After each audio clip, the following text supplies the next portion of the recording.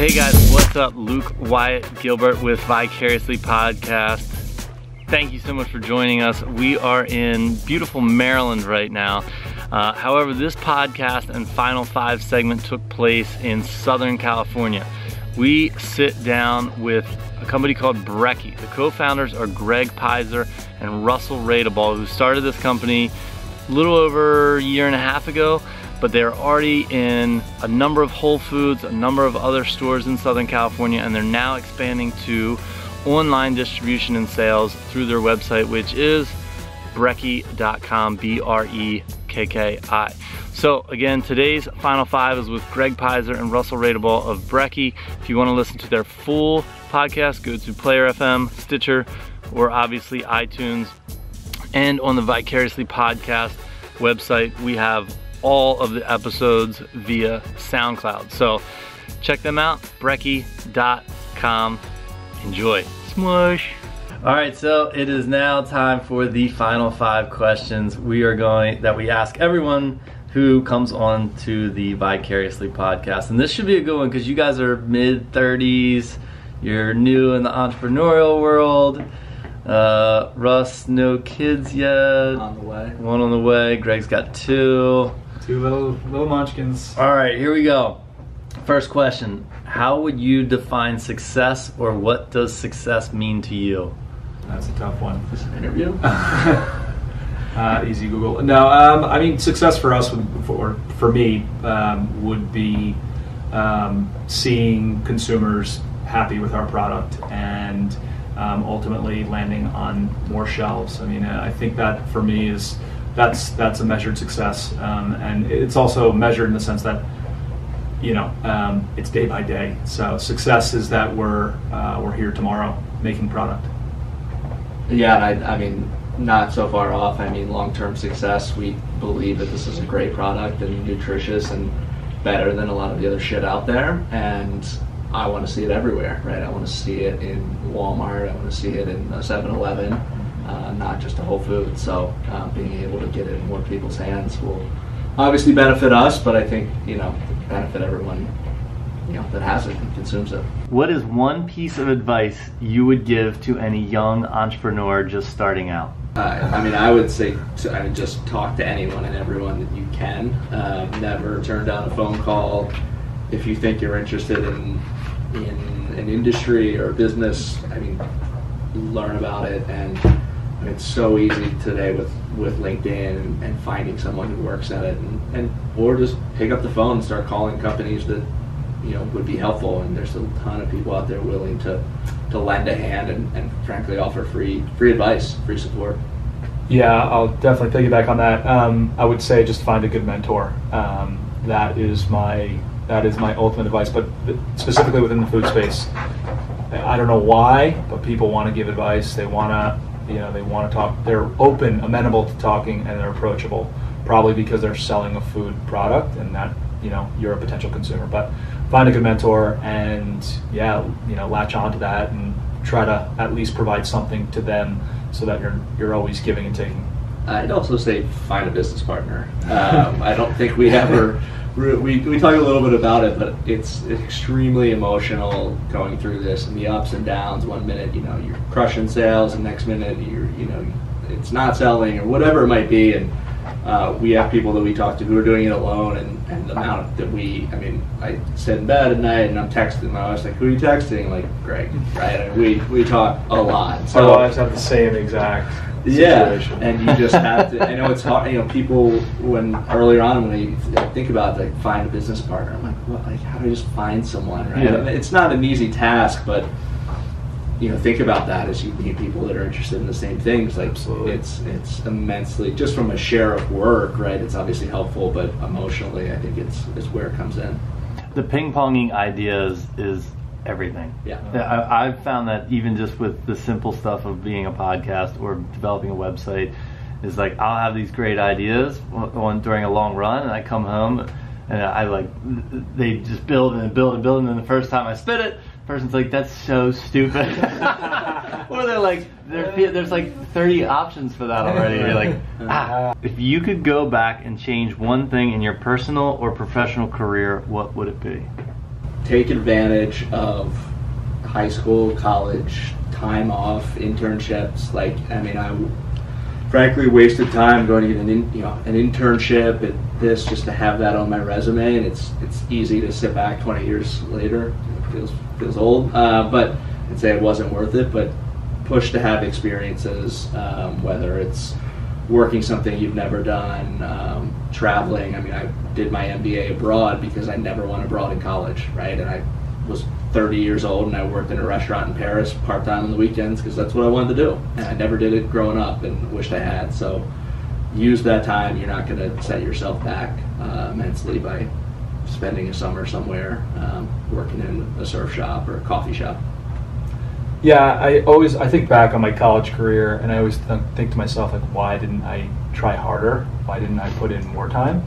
You know, and I played at the highest level, and I played professionally, and I did make All-American, and it was great. And so you could say, oh, you were at the top of your game. But when you were in it, you were like, I don't know, this sucks. Like, I don't want to deal with this shit. I don't want to listen to my coach yell at me again. But now looking back at it, I'm like, I would give anything to be back there having someone yell at me. The responsibility you thought you had was negligible. I mean, negligible is not even the right word, not the right adjective to describe what the responsibility now is. We're putting out a product that potentially, has to be safe.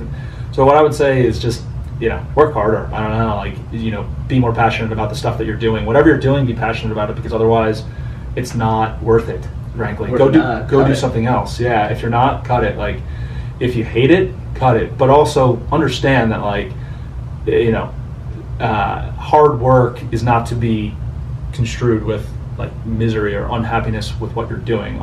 See through that. Be able to sift through what hard work and unhappiness are, because they're kind of closely related, right? Because hard work is hard. It's not always fun. It's actually not fun, generally speaking. So that's the one thing I would say is, if you're given a talent or whatever it is, just work hard at it, because you were given a talent. So if you could do any job, what would it be?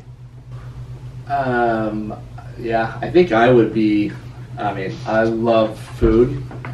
Like, if I didn't have to worry about money, I would want to open, like, I had an idea for a shop. It's called Shit Russell Makes. And because I get into making bread, and I make bread for a while, and then I'll make jam, and I'll just do stuff like that. But I never stick with anything long enough that I'm truly an expert. But it's just I like tinkering and learning new things like that, and it's mostly food related. So yeah, I'd open up a little store that I can do whatever I want. Never know what you're gonna get. Yeah, you come on it. It could probably work in Williamsburg in Brooklyn, and that's probably about it. If you get hipster enough to get that, but that's probably it. I think I'd go back to my childhood, and this is true honesty, from the bottom of the heart, be a professional football player. I don't know, that just always resonated with me. It's kind of meathead-ish, but that was something that I always truly wanted to do, and I ended up playing lacrosse, and that was it. But that for me, it felt attainable on some level, and then it wasn't attainable, and that passed by me pretty quickly, and then I just always felt like I could compete with people. I played with a lot of guys who were in, the NFL, and I guess being an NFL, in the NFL, playing football for a living, I think that, that would be my dream job. Next question: is there anything that keeps you up at night? I'll take this one. Yes. It is the safety of my family first, and then the safety of my consumers second. Yeah, that's it. It's your family, but then you're putting out a product that is people are consuming and relying on to be safe, and not that our process is safe, but it leaves this warehouse and a lot of people touch it along the way, and you just always get concerned. You just want to make sure it's safe and it doesn't hurt anyone, and that's rule number one in the food industry. Yeah, and I think one of the things also that people don't realize is the product is actually very cutting edge from a science perspective, believe it or not, because of what it is. We've spent an inordinate amount of time going through the hurdles that are associated with this product to derive this shelf life, to understand what would potentially cause someone to get sick. So it's not just willy-nilly with how it looks and what it does and how it performs at 30 days of shelf life. It is something that we agonize over and will continue to agonize over, because ultimately you're only as good as the last cup you sold.